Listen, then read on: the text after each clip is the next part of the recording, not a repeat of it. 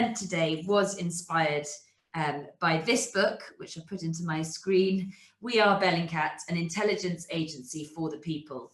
And it tells the story of how this homegrown collective of international researchers, investigators, citizen journalists came to be, and how they really redefined the way we think about news, politics, and the internet. It's the story of how a group of self-taught internet sleuths, and we will hear what they are, have ended up through the most meticulous of investigations, solving some of the biggest international crimes of our time. And of course, their brave persistence in taking on the Kremlin, taking them to task over war crimes, disinformation, and all manner of criminality over the past years makes their journalism absolutely crucial and critical at this particular moment. There's so much to discuss.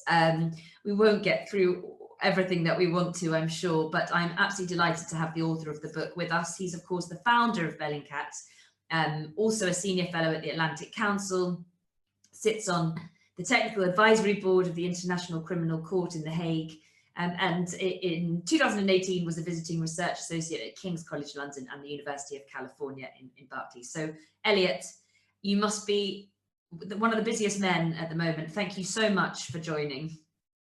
No, thanks for having me on.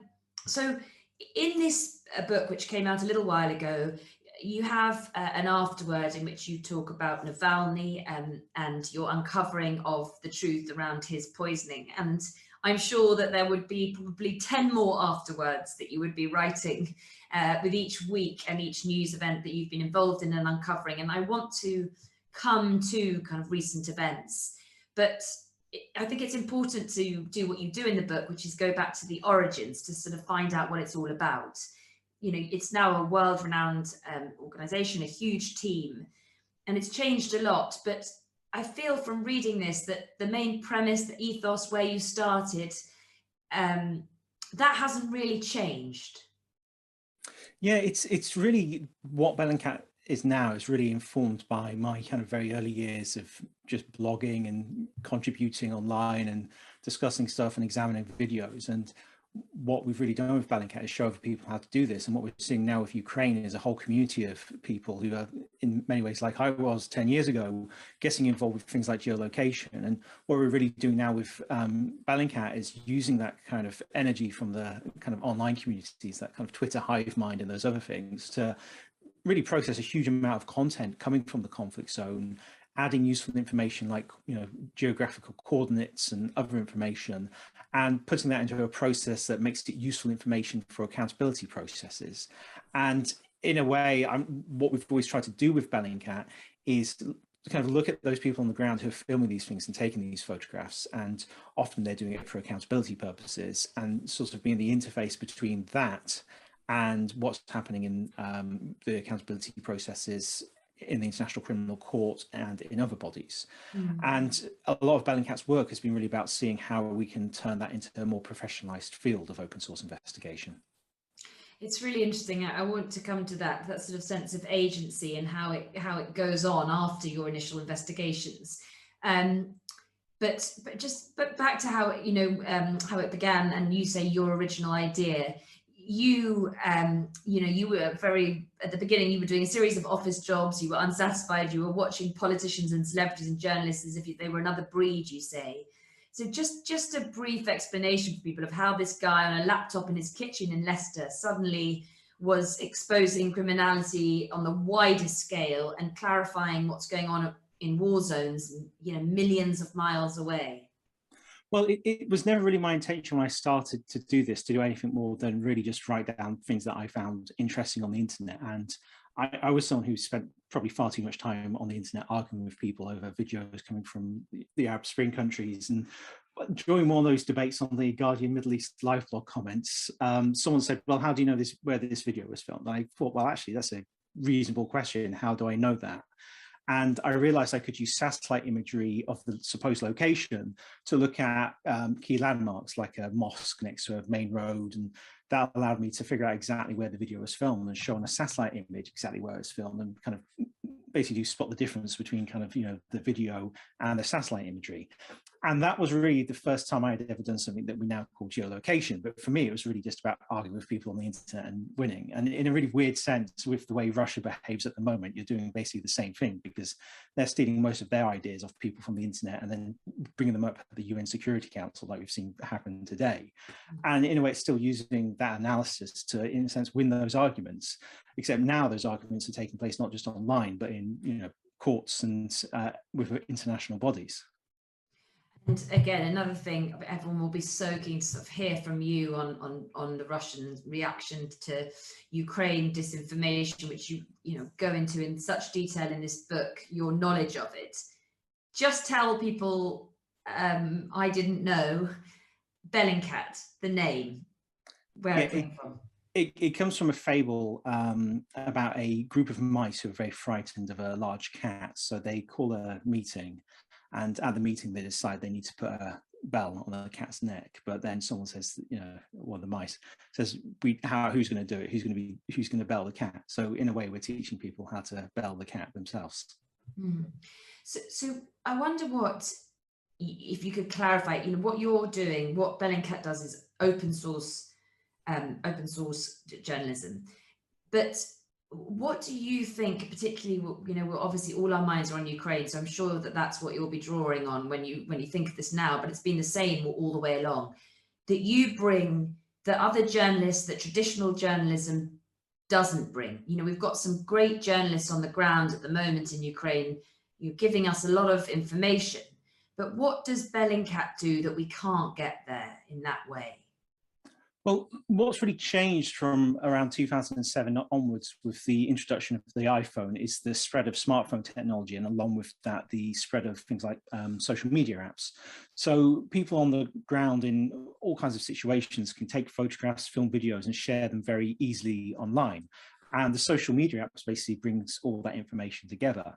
Part of what we do is work through that material and we discover it, and it allows us basically to have, in a way, sensors in all these faraway remote places that otherwise it would be very difficult to reach. And as a journalist, you're one person on the ground going from place to place, but using open source information, you can be in many places at once, in one sense, by using this information. We also have the development of things like Google Maps and Google Earth that provide satellite imagery we can use to cross-reference against this kind of information. We have things like Street View as well, which is very useful, sites where people are sharing photographs that can be used for reference imagery. So you're also able to verify where things are filmed and photographed, and even when they're filmed and photographed as well. And because there's so much of this information, it's almost kind of like the digital kind of echoes of real life incidents that we're looking for, and using those to reconstruct what actually happened with these incidents. And that's something that was never really done before. I mean, it was done in small, like if you watch Don't Fuck with Cats, you will see them using basically open source investigation for that part of it. But it was really around the Arab Spring where this really started coming together. In the early days, it was just a handful of people who were doing this from all kinds of backgrounds. There was me, there were people who were working for Storyful, which is based in Dublin, who were kind of trying to find and verify user-generated content, basically so they could resell it to media organizations with the permission of the original owners. But they started being drawn into conflict. You had people working at places like Amnesty and International and Human Rights Watch. Only a couple, but they were kind of the original core group. And actually the New York Times visual investigation team has hired a lot of those original people. They tried to hire me, but I said I was happy with Bellingcat. But that kind of started to kind of then grow into something larger and larger. And a lot of that came about because of the conflict in Syria, and the fact that very quickly in Syria, it became very difficult for journalists to operate on the ground. It became more and more dangerous. The Syrian military were targeting them. Jihadist groups and ISIS started targeting them. And eventually, the only way to really monitor the conflict was through these open sources.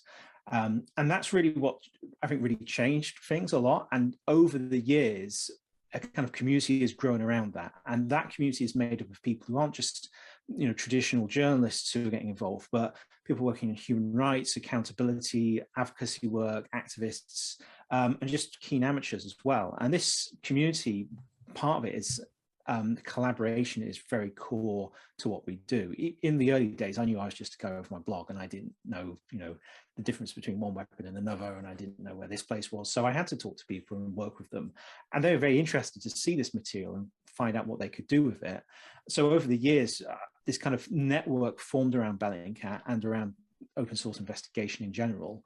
And it's just grown and grown over the years. And I think that's something that's very unique. And I hadn't really seen the journalism when I had been working with kind of early on in this, but more and more we're working collaboratively where we have multiple news organizations in different countries working together on an investigation.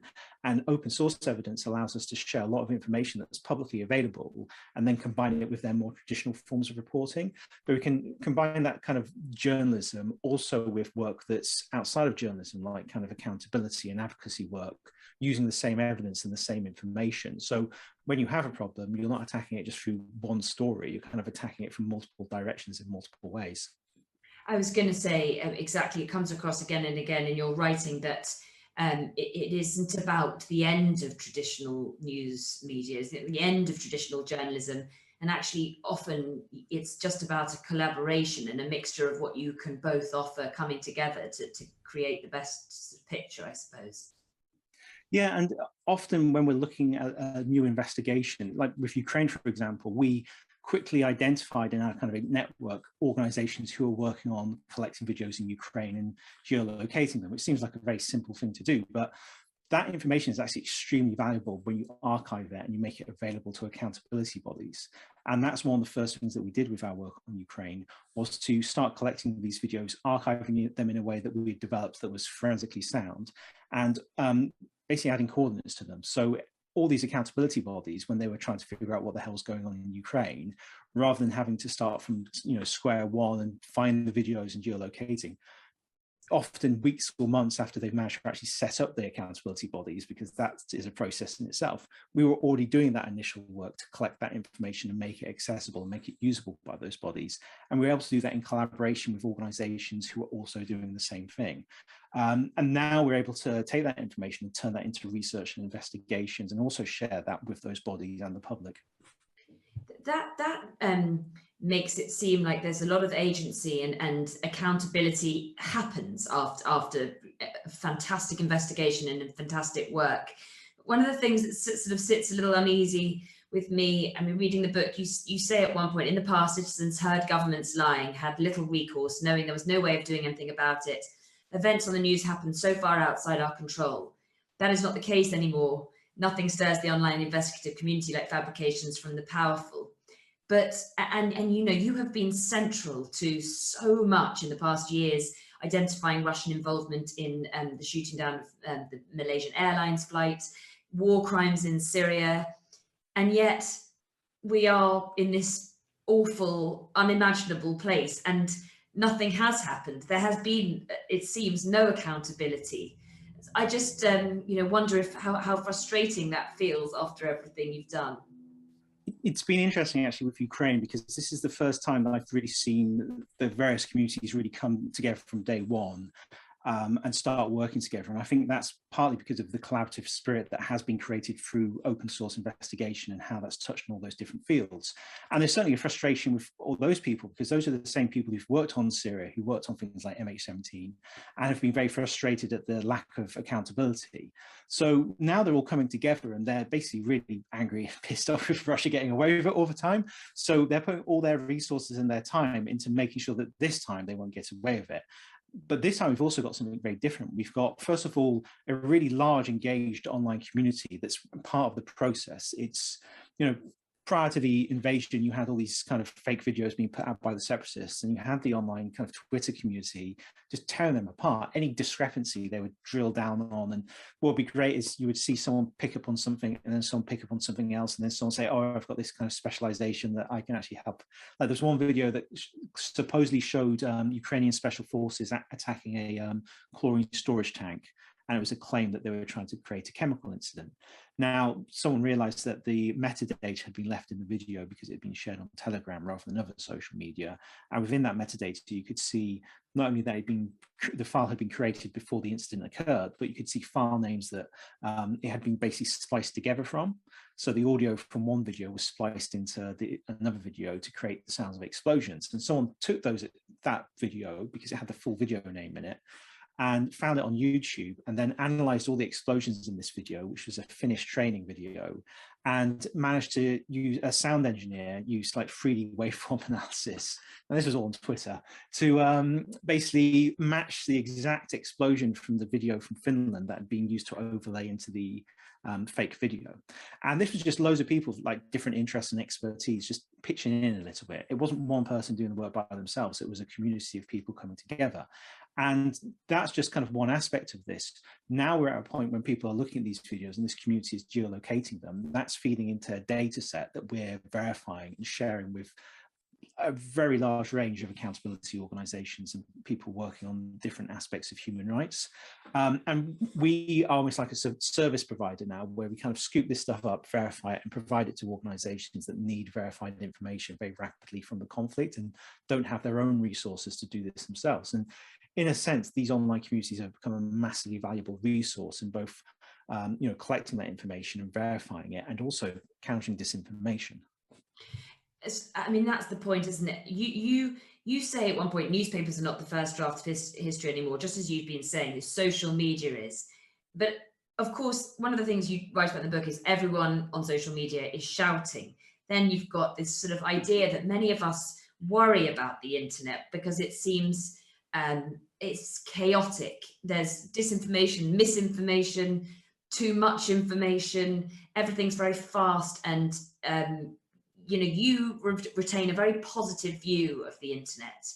I think that comes from the idea of what you're explaining, which is that Bellingcat is almost the antithesis of that fast-paced overload, and it's about actually slowing everything down and a very time-consuming, meticulous process. And part of what we try to do by sharing case studies and guides and being so detailed in our reporting is to kind of inspire and inform other people who are part of these online communities to give it a go themselves and put into practice what we've been demonstrating for our own work. And this is exactly what we've seen with Ukraine. More and more people are getting involved with geolocation, and they understand basic concepts of, how to make a geolocation more useful to the people who are double checking it in the future. And there's more and more accounts popping up that do this. And some people might think, well, how can you trust these people? We don't trust these people. We trust the satellite imagery that is under the coordinates that they've provided and match that against the video footage they shared. And if it's wrong, we know it's wrong very, very quickly. And if it's right, we know it's right very quickly. But that means with regards to how much work that takes, it could take several hours or more for one video to be geolocated by one person. But if someone's already done it, it's 30 seconds a minute to double check the coordinates, see it's correct, and then add it to an ever expanding data set. So it's kind of understanding that the internet is a chaotic place. And I think some efforts around open source investigations for, can we build a platform to make it more organized? That's not what you want to do. In a way, you've got to kind of ride with it. You've got to kind of learn to use that chaos and the way communities kind of form and collapse very, very rapidly on social media around certain topics, and see what's sustainable and not sustainable, and feed that into a system that is producing useful information. And I think that's what often makes Bellingcat very unique, that in traditional media organizations, they don't really work like that. They aren't thinking in those terms. Even those organizations that now are doing open source investigation, they may use a bit of this kind of public communities kind of information and what's being shared, but they still are very much focused on a more traditional investigation process, even if it's an online investigation process. While because we're also not focused on pure journalism, we're also doing stuff around accountability in other areas, we can look at that information and understand its value in relation to possible outcomes that aren't necessarily just journalistic. And the great thing is, because it is open source, we can have multiple outcomes from the same material. So it doesn't just have to be, if we do an investigation, it must be a news story. We can say we could do kind of a more newsy story for the website. We could do a very thorough investigation specifically intended for accountability. We could turn it into a podcast, or we can make an interesting Twitter thread that has a massive amount of engagement. We see that as all potential ways to bring that information to different types of audiences. And with Bellingcat, audiences just aren't receivers of information. They are potential collaborators in the investigation process themselves. So by building an audience, and not just building it as readers, but also as collaborators, and showing them how to do this stuff, it actually increases the capabilities of Bellingcat by many, many factors. And this is I think why we're able to do so many really big stories that other news organizations often aren't able to do, because we're able to harness that energy, and it's a great multiplying factor for the work that we do. And I mean, and you do that. You say sort of other news organisations are slower at understanding the power that comes from that. And what about, you know, powers that be and their understanding of what you're doing? Because it seems to me that if you know, you talk in the book obviously about the key role that you played in uncovering the story around, as I said, the Malaysian airline flight, and how actually woefully old school and inadequate the kind of US were at that stage, and just generally Western governments not really understanding perhaps or tapping into this extraordinary wealth of information that you get online. Are they catching up?